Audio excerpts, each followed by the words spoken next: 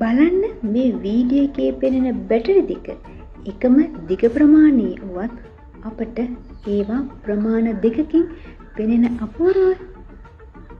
ඇත්තටම මේක මැජික් එකක් නෙවෙයි. අපේ මොළයේ කරන ට්‍රික් එකක් වගේ. හරියට රැවටීමක් වගේ.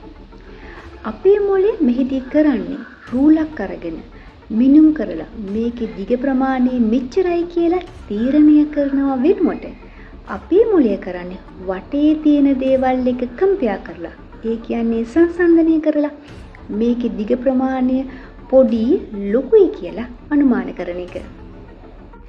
ඒ නිසාම තමයි පොඩි කාමරයක තියෙන කබඩ් එකක් අපිට ලොකුට පේනවා වගේම එම කබඩ් එකම හෝල් එකට දාද්දි අපිට පොඩියට පෙනෙන්න ගන්නේ.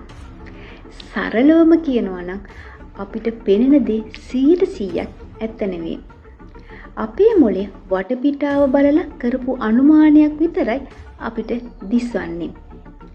ඒ හේතුව නිසාම තමයි මේ වගේ ඔප්ටිකල් ඉලූෂන් වලට අපි පොඩ්ඩක් හරි රැවටෙන්නේ. ඔයත් අපි මේ මොළයේ අපූර්ව ක්‍රියාකාරීත්වය ගැන දන්න දේවල් තියෙනවා නම් කමෙන්ට් කරගෙන යන ගමන් ඔයාගේ යාළුවන්ට මේ වීඩියෝ එක ෂෙයා කරන්න අමතක කරන්න එපා. ඔයාට සුබ දවසක්.